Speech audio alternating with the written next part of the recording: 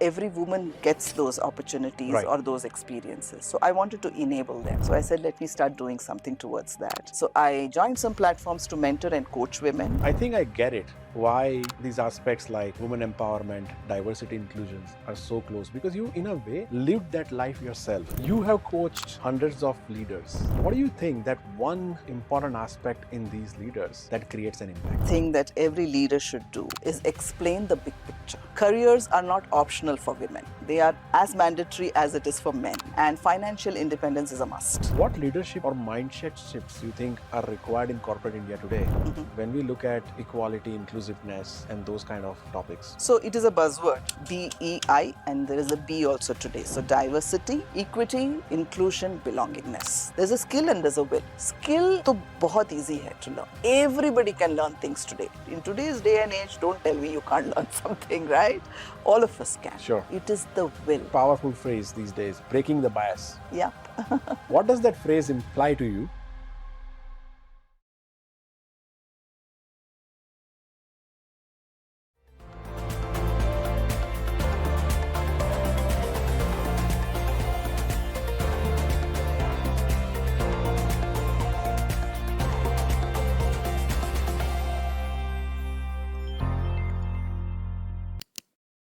Ladies and gentlemen, welcome to yet another episode of the Sunny Shah Show. I'm in this beautiful city of Bangalore today, and with me, we have a leadership coach with her strengths rooted into significantly important aspects of industry. We're talking about diversity, we're talking about inclusiveness, and we're talking about leadership. She is a leadership coach, a TEDx speaker, her personal career spanning across 2.5 decades in the IT industry. Currently pioneering multiple programs that are transforming the way we look at these important topics. We'll learn a lot more from her, and with that, I would like to welcome Mrs. Neeraja Ganesh. Neeraja, welcome to the show. Thank you, Sunny. Such an honor to be with you today here. No, honor is all mine, and I'm really thankful that you were able to spend your time today as we get to learn more about what you do Absolutely. and how you do. But an elementary question Absolutely. for my audience's information. Can you tell us more about who you are, Sure. how it all started, and why have you picked what you're doing today?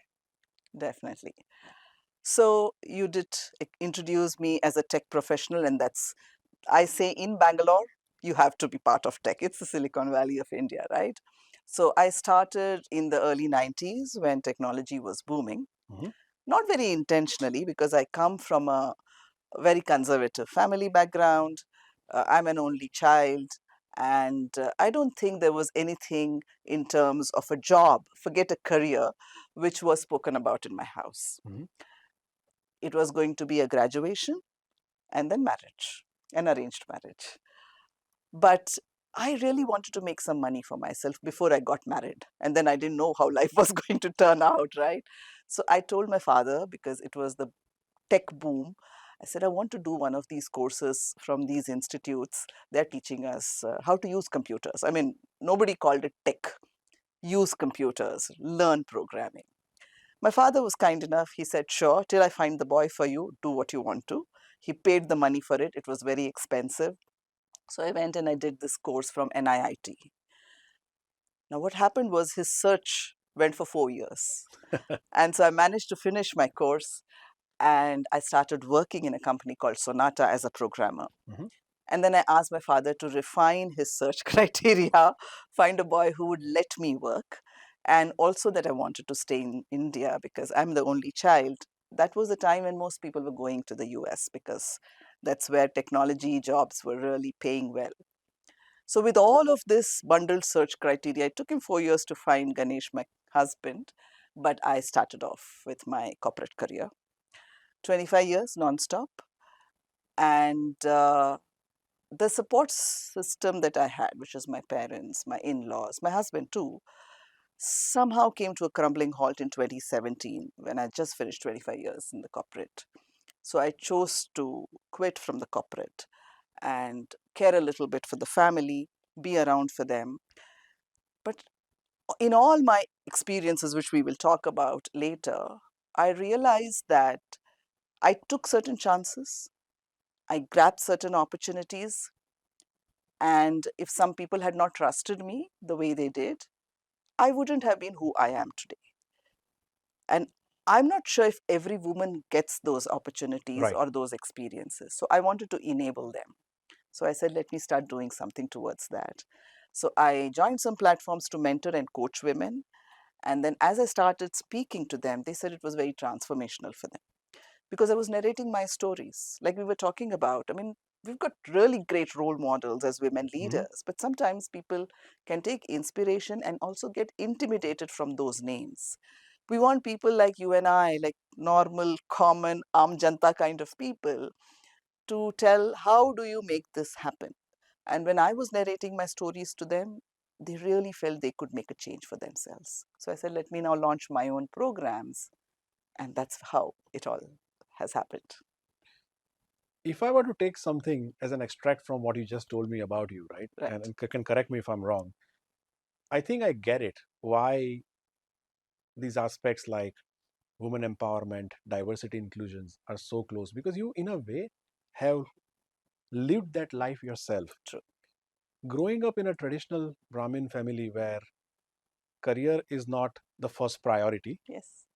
I'd like to congratulate your husband as well for allowing you Yeah. to go through this ambitious journey that you had together, and allowing you to go through this career. I think you lived that and you were able to break that stereotype at an early stage where you started working. Right. You pivoted your career, became a techie, Mhm. and then there was never looking back, right? Right. I think that gives you an edge over others when it comes to understanding the nuances of how it works. And let me ask you this question. Yeah. You have coached hundreds of leaders. What do you think that one important aspect in these leaders that they should have or they have, Mhm. based on your observations of Right. working with so many leaders, that creates an impact? So I think the very first thing that every leader should do is explain the big picture. We talk about purpose, we talk about why. You have a why to run this show. I have a why in terms of, being your guest today. If people understand the why, Mhm. I think they can do everything else easily, but the why is very important. And that is why every leader in an organization should talk about the big picture of the organization, the big picture of the team that they are working in, and hence what might be the big picture for the individual. So that's a very, very important leadership trait, I would say. The second is, can we empower them to do their job and not micromanage, which is also not seen too often. Very, very few leaders. And let me give you stories, Sure. to kind of support this. And some stories will be very personal. It's not a professional setup story, but I think it'll prove the point. When I talk about the big picture, so we spoke about my daughter, Sneha, all of 23 today, right? And well, I also come from a family where academics is kept at the very top. Okay. And I was a very good student with good marks in my colleges and schools. So I expected that from my daughter, and she, of course, topped the school. But when she came to seventh grade, I saw her marks dipping, and I wasn't very sure why this was happening. I used to talk to her, try and find out. And being a techie and a project manager, you always do root cause analysis. And I tried doing that with her and said, okay, next time for the maths test, ऐसे करना पड़ेगा, social studies में ऐसे करना पड़ेगा, and kept at it, right? But her marks kept going down. And then 8th standard, even further. And in those conversations with the school teachers, they were also wondering, why such a good student, the grades are dipping? She couldn't explain to me why. It could be teenage, it could be distractions, it could be whatever, but we couldn't figure this out. Okay. For 2 years, I did the root cause analysis. The walls in her room never got painted because it was all notes. Do this, do this, do this. But nothing was helping. So just before the final exam of the 8th standard, when I saw her marks, she knew mother will take me home, do root cause analysis, some more notes will get pasted on the wall. On the spot, I decided to make a different strategy. So I took her to visit a few colleges in Bangalore. Okay. Started from a very, very conservative, very, very, like, I don't think people who are used to good schooling will go to a institute like that. I took her there first. She probably didn't even like the looks of the school. And I said, go there to the office and ask them, what is the cutoff percentage that they need for you to join this for your college? She went and asked them, and they'd never heard of cutoff percentages, that kind of a school, right? Finally, they said, if you pass, you come and join us. So I said, Sneha, यहाँ तो definitely admission मिल जाएगा तुम्हारा. She said, I don't want to study here. I said, ठीक है, let's look at some other colleges. So we went to the big names here. Mount Carmel College, Deepika Padukone comes from there. My daughter wanted to be there. They said 90% and above. Same question was being asked. National College, one of the earlier colleges that we have had 100+ years in this industry. Many colleges, and finally we went to Christ University. If you have heard and seen Christ University, she just fell in love with it. And I said, go and ask the same question. And Christ University said, 98+ and above, we can talk. She came back and said, I want to join Christ. I said, you heard them, 98%. Uske baad, I have not even done any root cause analysis with her. She brought in 98% every time. That is the bigger picture. Right. You gave her a goal that she should chase. When we tell our kids or the employees, this is not good enough, you will not get into a good school, you will not get into a good college, they don't understand what is good. Yeah, good point. Right? So now she's seeing the good and the not so good according to her, and she knows where she wants to, and hence big picture is very important. And when I talk about empowering teams, if I can give another story on that, there's an organization called as 𝗙𝗵𝗻𝗲𝗄. I'm a mentor with them. They've been here for 5 years now. Basically, Madhura Dasgupta Sinha, the founder, established it with two purposes. One, careers are not optional for women. They are as mandatory as it is for men. And financial independence is a must. Okay. Now, she wanted to first look at girls in the age group of 18 to 25 because she felt that if we can catch them young and drill this into them, then that will stay on for life. So whenever life happens, events happen, they're not going to quit. They will keep this in their mind and take decisions which will still enable them to be, part of the workforce and be financially independent. So she chose to not necessarily employ, but bring together girls in the age group of 18 to 25 as her first team. Okay. So 18-year-olds, still in college. But she said, if I'm building something for 18 years old, then 18-year-olds should be with me, telling me that what works and what doesn't work, not a 50-year-old like me. She empowered them. They told her what needs to be done. The organization is flourishing today. Wow. So that's the second. And the third one, a leader cannot have ego. That is so very important. And the story from my own life for that. So 25 years of corporate, by the time I'd reached the top leadership position, I had to just command, right? Sab ho jata tha. I would get anything and everything that I wanted, the team would do for me. I went and worked at a not-for-profit foundation after I quit from my corporate. I was the only person running the show because not-for-profits don't have money. You can't have a team, which meant that if I had to take a printout, I had to walk across. Correct. Right? And there were these very young 20, 23-year-old people in the company who were trying to teach me how to use social media. And this girl came to me and she said, you can't do it, ma'am. Now imagine if I was egoistic. With a title, I have come here. And she's saying, you can't do it. Well, I would have just walked out probably. But I said, okay, what is so difficult here? Let me learn. So I kept my ego aside and learned from a 23-year-old. And today I am where I am, right? So these are the three big traits I would talk about leadership. Very interesting. A lot of your clients come from corporate India. Yes. Right. And your journey allows you to assess the top C-suite of most of these companies that you work for. What leadership shifts or mindset shifts you think are required in corporate India today when we look at equality, inclusiveness, and those kind of topics? Sure. So it is a buzzword, DEI, and there is a B also today. So diversity, equity, inclusion, belongingness. This is the whole spectrum, right? I think diversity is more easier to achieve. easier. I'm not saying it's easy, but easier to achieve. You can give a mandate, get me, if it is gender diversity, I need 50%, right? I need 50% of girls, 50% of boys to come and join. So it is easier. What is more difficult is equity. Equality ho jata hai, but equity, which means that each person needs a different kind of a resource in an environment to thrive. Right. Which is what people have to understand, and that is where inclusion comes in. So I'm a storyteller, so you will hear a lot of stories today.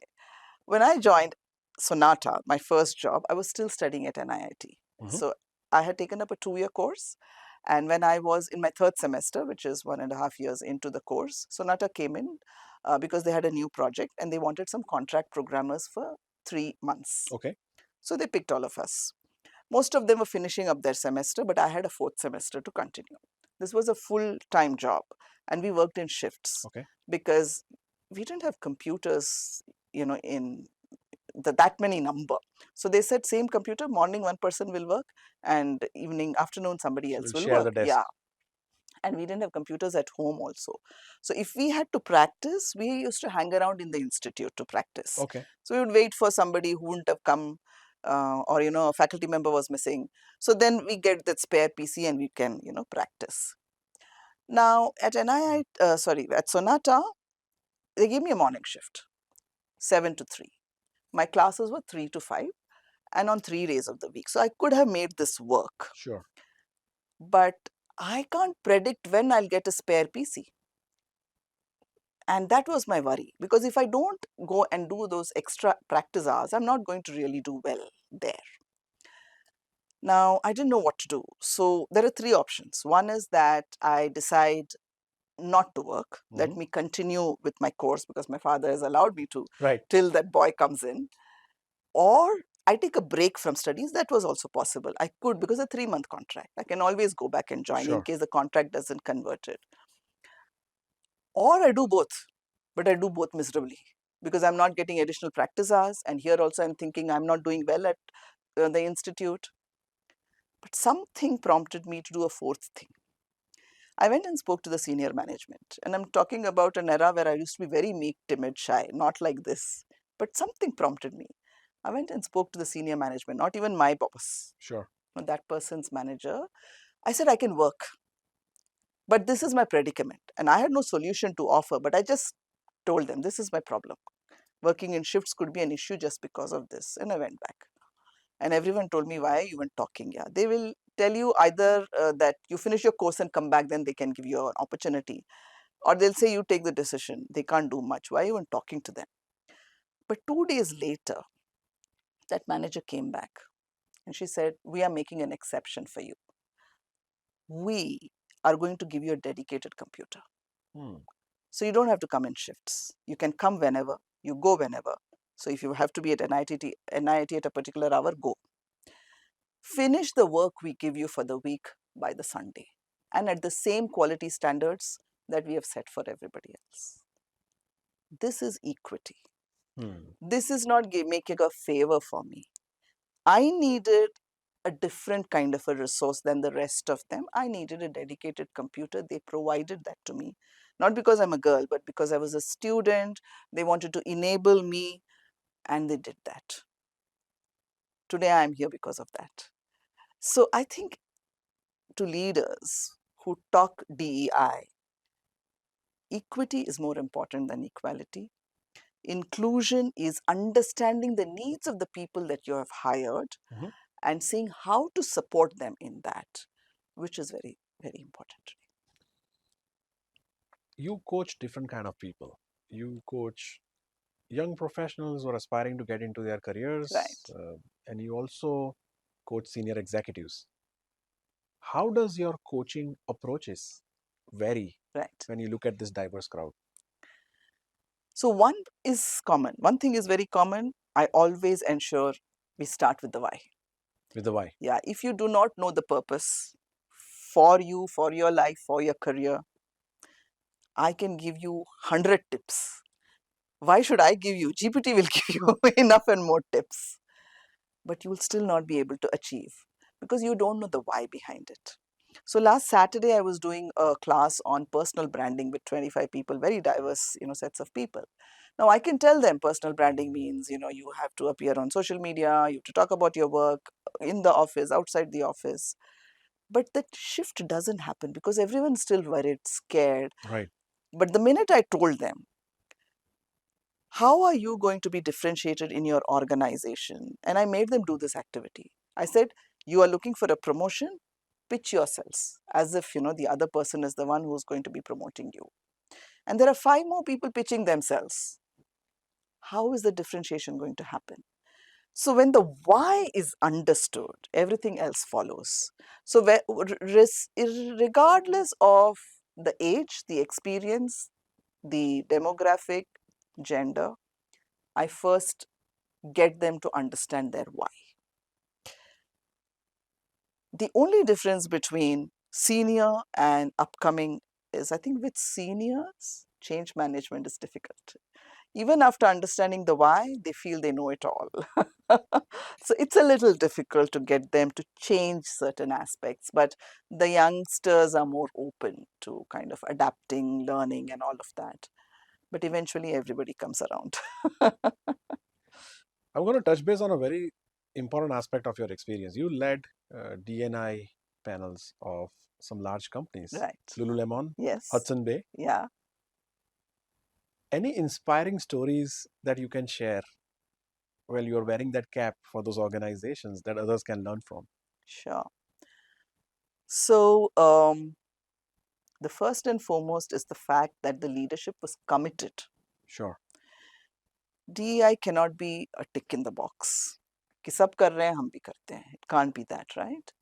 You have to have the commitment to make it happen. And that is why organizations like Lululemon and Hudson Bay and everybody else, the others that I work with, are actually bringing in people from other organizations, the DEI experts, platforms like 𝗙𝗵𝗻𝗃 to understand what does this mean. Yep. Just hiring is not enough because it's a journey of keeping them and growing them. So the leadership commitment is there. That was very beautifully seen. Of course, in today's day of Trump and DEI being banished, things are getting a little difficult, but those companies who are committed stay the course, Sure. right? And people were willing to learn. See, these organizations have done it in their own countries, be it Canada and the US. They have certain things that work. But in India, it's very different. When I talk about diversity, it also, India is a huge land. It's not gender alone. It's not persons with disability. It's not LGBTQAI. It is a Tamilian versus a Gujarati. You need to understand that, appreciate that, and ensure that you bring the best of those people. True. The fact that they were willing to understand that and try to put it in practice was the second thing which really shone. And their openness to invite even their competition and to learn from them. I think collaboration is the way today. Yes, we all compete, but it's a huge piece of pie that we get, right, from the bigger pie. So why don't we collaborate? Let's learn from each other. I mean, the things that you told me you do, the Leadership Federation as an example, what is it for? It's to learn from each other so that we as a country grow, right? So those were some of the things that I really found interesting there. I have a follow on to this, what Yeah. you just mentioned, right? We hear a very powerful phrase these days, breaking the bias. Yep. What does that phrase imply to you? And what do you think organizations should do differently so it's not just a tokenized Right. term, but it's actually in practice? Yeah. Story time? Yes, absolutely. Okay. So I won't name the company, but in one of the companies, apparently my case was being discussed for promotion. Mhm. I was much younger then. You still are young. I guess. And so my manager came out of that discussion room and he told me, "वहाँ पे क्या हुआ?" He said, while everything else was good, the point that was told was, she's married to a businessman. She doesn't need the extra money. Wow. So maybe we look at somebody else for promotion. That was a parameter then? Yeah. And there are probably some organizations which still do that. That's bias. That's definitely a bias. But my manager fought it out for me. So that's leadership. And that's breaking the bias. Yes. Same organization a few years later, I was given the role to lead a team. Okay. Why? Because my team lead at that point in time was asked to take an on-site assignment for 6 months. So, and I'm talking about days when leadership was not looked like today. We have so many leadership parameters that we will assess before we put someone in the box. Those days, it was the most technically qualified person. So we were 10 of us in the team. I happened to be the most technically qualified. And so they made me the leader. And I'm talking about this meek, timid, shy girl who wouldn't even open her mouth as a leader. So obviously, I realized I need to speak up because there is a lot that needs to be done in this role. And I did that. And I brought about a lot of change, a lot of transformation. Not only for my team, but for the organization because of the way I was speaking up and challenging a few things. 6 months went back. My team lead came back. Now what's going to happen? He has to get back his role. I have to probably move out of the team or go back to my earlier role reporting into this. What happened? The senior management decided she has brought in such a change. She will continue to be in that role. The leader who went on site, will report into her. So that is breaking the bias. You're looking at the potential and you're looking at the performance of an individual and not about number of years of experience, seniority, or he was leading, now she is leading. But you're really assessing who deserves what because of what they bring to the table and allowing them to perform that role. That's breaking the bias. Very inspiring. Let's talk about women in leadership. Sure. Based on your experience, what are the major roadblocks women face today in leadership roles? And how can we start dismantling them? Okay. So first of all, again, I'll go back to mindsets. Sure. So somebody recently told me, one of the women that I was coaching, she said, I have a lot of uninvited guests like self-doubt, like the imposter syndrome, like guilt, perfectionism.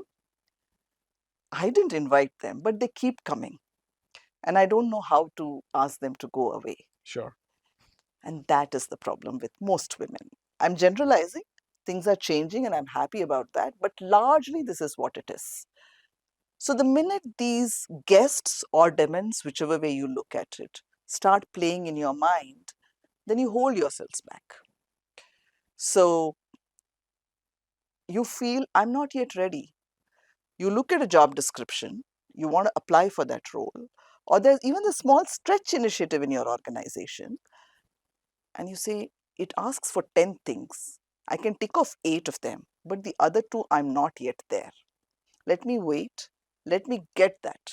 Let me upskill myself or learn from somebody. Then I will apply, or then I'll put up my hand for that stretch initiative.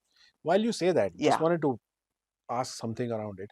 Do you think women believe that they are not there, or they're actually not there? Do you think it's a lack of self-belief that's the problem, or is actually the problem? I think they're there. Yes. Yes. If you look at the World Economic Forum's gender gap report, very sadly, India does rank in the bottom. But there are 4 parameters that they evaluate and then they give the overall ranking. One of them is employment. One of them is education. We are in the top in education. There's no almost nil gender gap. If you see the 10th, 12th standard grades that come out, it's always the girls who are scoring more than the boys. So I think we have the skills. The women have the skills. And hence, at entry levels, we do get equal number of girls. But it is as you go up, the mindsets which kind of hold us back. And these are those, imposter syndrome, the perfectionism. If I were to ask a man, what's your vision for the next 5 years? Where do you see yourselves? He will have an answer. Most women will not have an answer because they've not really looked at their careers intentionally. My own story. I said, let me get doing something. There was no intention behind it, right? True. Now, if there were some barriers that came my way, it's like I get onto the car because I like to drive. Sure. But I have no destination to go to. I keep driving. If there is a roadblock, what will I do? Because I had no destination, I'm coming back. But if I had a destination, I will check maps and go this way, that way, because I have to reach there. It's exactly that. If the intention is there, people will work. And I think for largely women, that intention is missing, not the skills. And hence, all these demands play a part in kind of holding her back, not putting her hand up, or kind of, aggressively going behind her ambitions and desires. So that is what I am enabling women. Set a goal. Yes. See, I'm again and again saying, there's a skill and there's a will. Skill to बहुत easy hai to learn. Everybody can learn things today. In today's day and age, don't tell me you can't learn something, right? All of us can. Sure. It is the will, which is the mindset. Right. And how do our mindsets formed? Mindsets are formed from experiences. I had a particular experience. If it was good, I will do more of it. Okay. If it was not so good, then I will hold myself back. Now, if you want to change the mindset, you have to have a different experience. You have to try it again. And only then you will get a different experience of maybe it's better this time or not so good this time. So I work on that. And that's where women need to focus on. Okay. Get yourselves a coach. Don't go for any great, MBA programs or other kinds of programs that are happening, because I'm not sure whether they focus on the will part of it. Get yourself someone that will help your mindset open up. So we spoke about purpose, we spoke about mindset. Yes. We spoke about having that will, Right. work on your will, right? What are the roadblocks? Anything else that comes to your mind? Okay, from an organization Yes. perspective, now let's look at the organization, right? I'll talk about two things. One, as an organization, when we did speak about equity, we did speak about, resources that may be required to enable them. Policies, that is also very, very important, right? We have a maternity leave policy. Now, what happens the minute a manager is hiring a woman? Somewhere at the back of their mind, she'll get pregnant, then she'll take the 6 months off, which is kind of a given, and then she may extend it and all of that. So do I want to invest in her and then she takes off 6 months or more?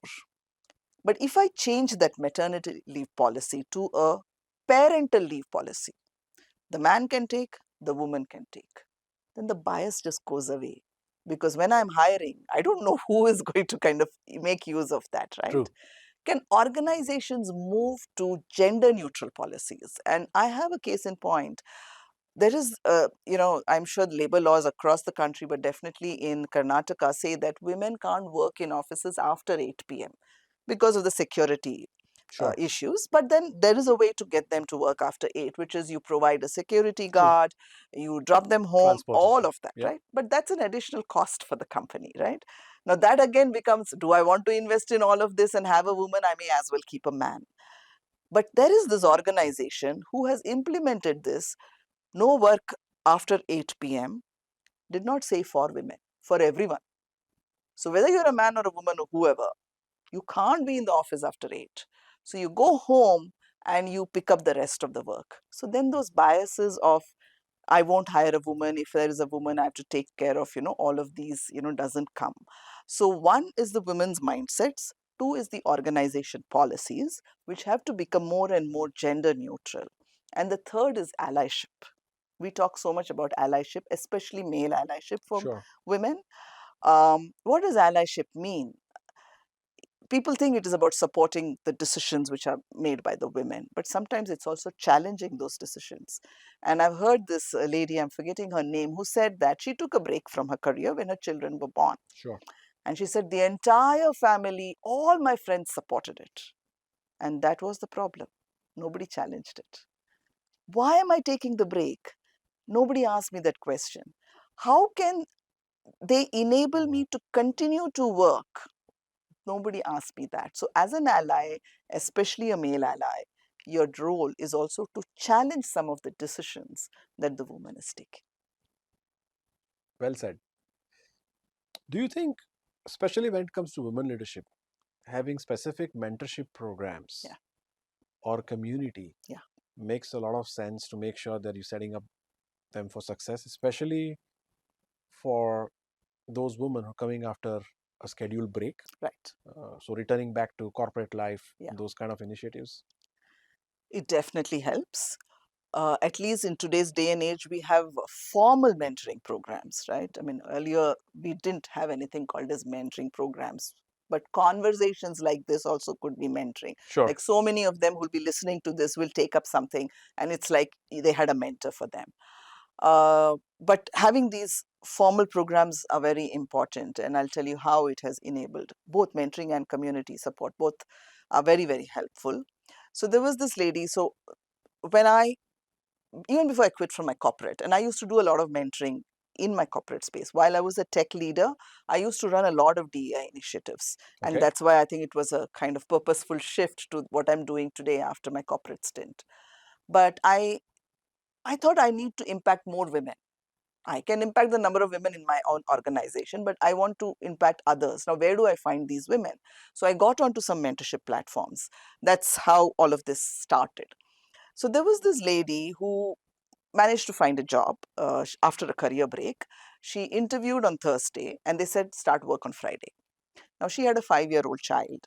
So on Friday, she asked her husband to look after the child, and then over the weekend found a daycare and put her daughter there. And after a week went by good. Yeah. She went to work, the child went to daycare. After a week, the child started crying. I don't want to go to the daycare. So she called me. It was 8 p.m. in the night. I still remember I was coming back from work and I was kind of her mentor. She said, Neeraja, I don't know what to do. Maybe I should quit my job because the child is crying, doesn't want to go to daycare, and you don't want to leave your child crying in a daycare. Or should I continue to, go to work and let her cry? So all I told her was, why don't you talk to your company? And this is pre-COVID. So I said, why don't you talk to your company and tell them, see, you asked me to join immediately. So I didn't have time to settle my child in the daycare. Can you give me 1 week of work from home? I'm not saying leave, but work from home. Mornings, I will go to the daycare with my child to see what's bothering her and set that right. Come back in the evenings and finish the work. I think things could, kind of be okay for you. She said, how can I ask this? In a week of joining, I cannot be asking for such privileges. I said, well, what other options do you have? If the worst case, they will say, no, we can't give you. That's the worst case scenario. Then you decide whether you want to leave the job or you want to leave the child crying. But at least ask and see what happens. She asked. And 5 minutes later, she was on a call with me again. And she said, my manager said, bring the child to the office the next day. So she took the child the next day to the office, and the whole team was kind of playing with the child. And by the end of the day, they had managed to tell the child why it is important for her to go to the daycare. Because you're seeing your mama work here, and your mama is so happy here. So if you are at the daycare, your mother can work well. And it just worked off for her. Now, this is mentorship in some ways, right? And that is how it enables. I will also talk about community support because I've done so many programs, I've run so many programs where women are part of communities. So there was this lady. So what are these community programs? So they could be upskilling programs.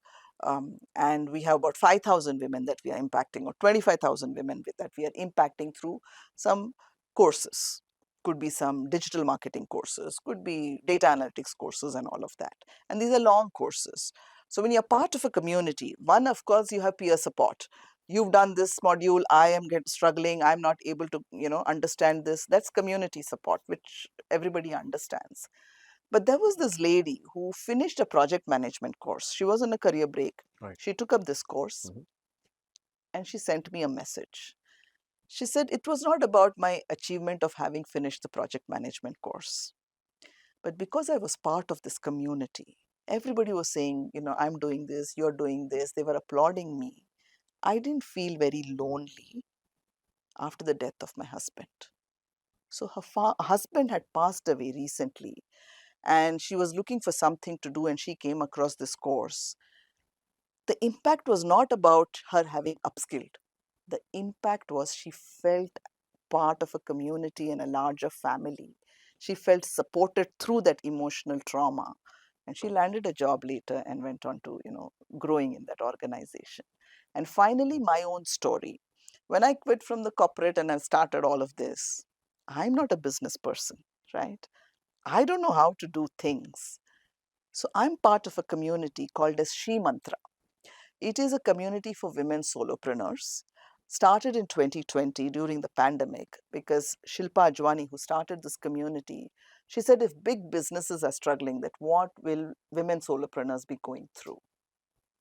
We are a global community now. Okay. But the learning that I've had, because each of us is a different space and time in our business. Some are just starting off, some are just having ideas, some have achieved. One big learning for me from this community is Neeraja, value yourself. Mhm. So when I started off, I didn't even know how to quote, my pricing for a program. And I was thinking, who will buy my program? So I was underquoting like crazy. I was not valuing what I was bringing to the table. This community taught me that. And today I quote my price, and I'm happy to walk away from the table if the other person is trying to negotiate, because I know this is the value that I bring. This is how mentorship and communities help. You seem to have committed yourself to inclusive leadership. Yeah. That's one thing that you carry with great pride Right. and a sense of responsibility. Yes. Was there a moment in your career or a trigger point Mhm. that made you decide that this is it, this is what I want to do? So one big transformation, I kept telling you, I'm a meek, timid. I was a meek, timid, shy girl. How did I become who I am, right? So when I was put in that team lead role, when my manager went abroad, there was so much of fireworks happening. One of the things that the organization was going through was a CMMI transformation. CMMI is the quality standards that the organization was trying to establish so that you can actually tell your customers, we are a CMMI organization, get more work. So what we had to do was every week, we had to do our own self-assessment. How compliant are we to the processes that are mandated? And then there used to be a meeting chaired by the managing director of the organization. Each of us takes our compliance scores, and then we discuss it. Now, I did that checklist self-compliance thing for myself and my team, and I had a pathetic score. I'm really truthful, okay? So yes, no, there was not a not applicable. So largely I felt I'm not doing it. So no, no, no, no, no. It was a very bad score. And I walked into the room and I was looking at all great scores from everybody else. We were running a production support team. So production support is basically taking those calls and saying, okay, I provide some workarounds. We wouldn't sit and make the fixes. The code fix would go to another team, right? That's what production support is. So I went in and there was another person who leads the production support team. I looked at his score, it was amazing. So I said, how do you do it? Like, I'm struggling. I gave an example. I said, there's a question which says, do you have coding standards? So when you are writing a piece of code, abhi to koi likhta nahi hai. I mean, it's all ChatGPT and it's everything plug and play. But we used to write long pieces of code. So there's standards that we have to follow. Sure. So I don't have any coding standards because I'm not coding, right? I only take calls. But there's only yes or no. So I have made it a no. This person, he made it a yes. And he said, I put some coding standards in the drive and I made it a yes. So I said, this is not how, I want to lead teams. So I actually, in that meeting, I told the managing director, we are struggling to follow the processes. Mm-hmm. It would be good if someone from the quality assurance team comes and sits with us and explains to us how to follow this. Now, everybody around the room was like, this girl, I don't even know why she's been put into the role. She doesn't know how to do things. And they must have thought she'll be thrown out of the role, if not out of the organization. Anyways, I did what I had to do. I came back. Next day, the managing director announced a concept of QRs, quality representatives. For every team, there will be someone from the quality assurance team who will sit with them, explain how to follow the processes. And when the QR came to our team, the realization was that this checklist is all for development projects. You are not even coding. You need another checklist for production support. And they have not even thought about it. So they went back to the drawing board and revamped the entire process bank, including a section for production support. And if we had not done it then, maybe we would have faced embarrassment when an external auditor came, because we didn't even have processes defined for production support.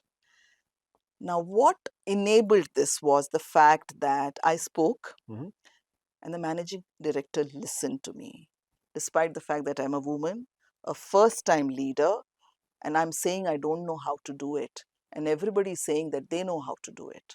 But he heard me. And for me, it was a learning. You got to speak up. It not only helped my team, but for the rest of the organization. I think that was one of the pivotal moments for me to think about leadership in a different way, because the managing director was a great leader, inclusive, and for me not to stop talking. I've been talking since then. Excellent. What's next for Neeraja Ganesh? What do you want to do next? How do you think this journey will transform for you personally? Yeah. And for everybody's lives that you touch? Sure. So there are two things.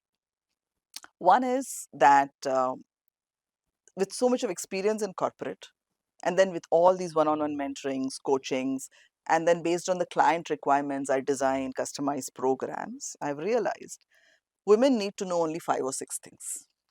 You don't have to really bring one big book for them. Okay. Starting with the why, the purpose, and then a few elements, definitely work-life integration, negotiating both at work and at home. Home is very important. Assertive communication, because when women talk assertively, they are called aggressive, they're called bossy. So how do you kind of, understand that and do it well? Networking, very important, and personal branding, right? So these are the 5, 6 things that need to be told. And then also coaching, because I can do a session, Right. but if you're trying to implement and you have some struggles, then how do you get back to me, right? So I have actually launched 𝗙𝗵𝗲𝗃𝗃 with an H, 𝗙𝗵𝗃𝗃𝗃 6-month program with these modules with group coaching in between. So this is what I want to kind of take to the market. I've already taken to the market, but I'm thinking there are so many women's leadership development programs out there. When people start assessing, when corporates start assessing which program they want for their company, 𝗙𝗵𝗃𝗃𝗃 should feature in it amongst the other 3 or 4 that they are going to look at and evaluate. The second is, of course, I have touched a lot of women in corporates in India. I think this is needed globally, because the mindsets are the same for women, regardless of whether it's India, US, UK, whichever country you name it. So I really want to look at global stages, global corporates, and women across the world. That's wonderful. I could draw a lot of parallels today as we had this conversation. What you are doing is very powerful. For a country like ours, I think it's going to lead to a lot of transformative change. So I think God should bless you with more power. Thank you. And more purpose as you sail through this journey.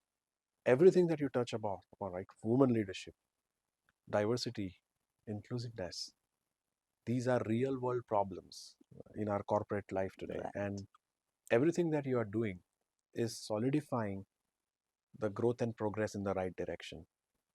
With that being said, we come to an end of today's session. It has been my honor, and it has been really insightful journey for all of us here to learn more about you, to see where you are, and I'll be very excited to see what's next as you course through this journey of tackling important aspects of our corporate life.